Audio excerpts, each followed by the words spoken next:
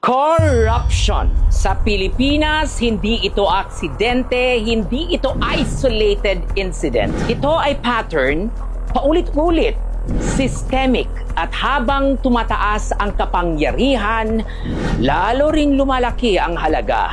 Kaya ito ang kwento, hindi lecture, hindi footnote, isang countdown mula 10 hanggang 1. Number 10, Stonehill Scandal. In 1962, isang American businessman na si Harry Stonehill may black book ng lagayan, mga kongresista, cabinet members, hukom. Tinatayang 50 hanggang 100 million pesos ang umiikot noon. Maliit sa ngayon pero napakalaki sa panahong iyon. Nabunyag ang ledger pero sa ilalim ng administrasyon ni Diosdado Macapagal, ang solusyon ay deportation. Umuwi ang salarin, naiwan ang sistema, walang nakulong. Dito natin unang natutunan kapag may koneksyon, may exit. Number 9, Tobacco Excise Tax Funds ng Ilocos Norte. Pondo para sa tobacco farmers, kalusugan, kabuhayan, benepisyo. Tinatayang 66 hanggang 70 million pesos ang sinasabing na misuse sa panahon ni Amy Marcos bilang gobernador. May kaso, may alegasyon, pero na-dismiss sa technical grounds. Walang conviction hanggang ngayon, ang tanong na magsasaka pareho pa rin. Nasaan ang perang para sa amin? Number 8, the judiciary scandal.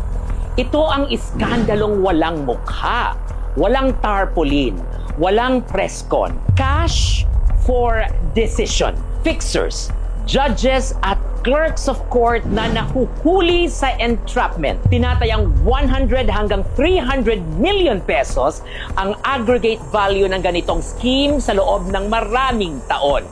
May nasisibak, may nakukulong, pero ang sistema buhay pa rin. At habang buhay ito, ang hustisya sa Pilipinas ay may presyo. Number 7, Fertilizer Fund at Hello Garci Scandal. Panahon ng eleksyon, panahon ng pangangailangan ng magsasaka. Sa ilalim ng administrasyon ni Gloria Macapagal Arroyo, humigit kumulang 728 million hanggang 1 billion pesos na fertilizer funds ang inakusahang ginamit sa pampulitikang layunin. Sa pamamagitan ng dating Agriculture Undersecretary na si Jocelyn Volante. Sinabayan pa ito ng Hello Garci tapes, mga boses na nag-uusap tungkol sa panalo. Kinasangkutan ni Virgilio Garciliano. Hello Garci. Ma'am. Hello Garci. Ma'am. So, will I still lead by more than 1M? If it's lang age, that's advantage, ma'am. Parang ganon din ang lalabas. It will not be less than 1M? Narinig ng buong bayan. Pero pagkatapos ng lahat ng ingay, walang nakulong sa tuktok. Ang tape ay alaala. Ang pananagutan, nawala. I was anxious and during that time had conversations with many people, including a Comelec official.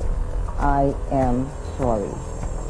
Number 6, DPWH Ghost Project at Reblocking Scams. Taon-taon, bilyon-bilyon ang budget ng Department of Public Works and Highways, mga kalsadang kakagawa lang, sisirain ulit. Mga tulay na nasa plano lang, COA flags, Senate hearings, tinatayang 5 hanggang 10 billion pesos ang nawawala sa ganitong anomalya sa iba't ibang taon. Ilang district engineer ang naparusahan pero ang arkitektura ng sistema intact at ang baha paulit-ulit. Number 5, NBN ZTE Scandal. Isang national broadband project na nakakahalaga ng humigit kumulang 16 billion pesos o 329 million US dollars. Sa gitna nito, isang insider ang nagsalita, si Jose Lozano, mas kilala bilang June Lozano. Sa kanyang testimonya, binanggit ang pressure, ang padulas at ang impluwensya ni Jose Miguel Arroyo, ang first gentleman. Umikot ang Senado, umingay ang bayan, kinansela ang proyekto. Pero matapos ang lahat, walang high-level conviction. Naligtas ang pera, pero ang tiwala ng bayan, doon naputol ang linya. Number 4, weteng at plunder. Illegal gambling money, kickbacks sa panahon ni President Joseph Estrada. Tinatayang 4 hanggang 6 billion pesos ang pumasok mula sa huweteng at iba pang kickbacks kasama ang operator na si Atong Ang. Impeachment, EDSA 2, criminal trial, nahatulan ng plunder. Sandaling nagdiwang ang hustisya hanggang sa dumating ang pardon. Nakulong, pinalaya, bumalik sa politika. Sa Pilipinas, kahit plunder, pwedeng pansamantalang istorbo lang. Number 3, pork barrel scam, PDAF. Discretionary funds, peking non-government organizations sa sentro si Janet Lim Napoles. Kasama ang mga mambabatas tulad ni Juan Ponce Enrile, Jinggoy Estrada at Bong Revilla. Tinatayang 10 hanggang 15 billion pesos ang nawala. May nakulong, may napawalang sala, may nakabalik sa pwesto, halo-halo ang hustisya pero malinaw ang pinsala. Number 2, flood control funds.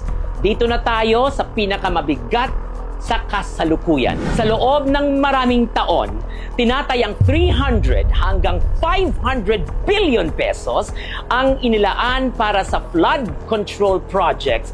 Pero ang baha, lumalala. Ang proyekto nawawala. Sa gitna ng mga testimonya at diskurso sa Kongreso, paulit-ulit na lumilitaw ang mga pangalan ni Zaldico at Martin Romualdez, mga makapangyarihang figures sa budget at infrastructure allocation. Hindi pa ito hatol, hindi pa conviction, pero malinaw ito. Kapag ganyan kalaki ang pera, hindi pwedeng walang nakakaalam. Investigasyon ay ongoing, galit ng publiko, palaki ng palaki. And now we're off to number 1, ang ina ng lahat ng iskandalo, Marcos Ill-Gotten Wealth. Sa ilalim ni Ferdinand Marcos Sr., kasama si Imelda Romualdez Marcos at mga crony tulad ni Dending Cuangco at Roberto Benedicto, tinatayang 500 hanggang higit 1 trillion pesos ang ninakaw at itinago sa loob at labas ng bansa. May mga desisyon ng Korte Suprema, may mga naibalik, pero ang hustisya, bahagya, huli, at hindi kailanman buo. Ito ang countdown ng korupsyon. Habang pababa ang numero, pataas ang halaga. Habang lumalaki ang nakaw, mas humahaba ang anino ng kapangyarihan. At ang tanong na hindi na pwedeng takasan, kung kaya nating banggitin ang mga pangalan at halaga, kailan natin kayang maningil ng pananagutan? Another day, another regal POV.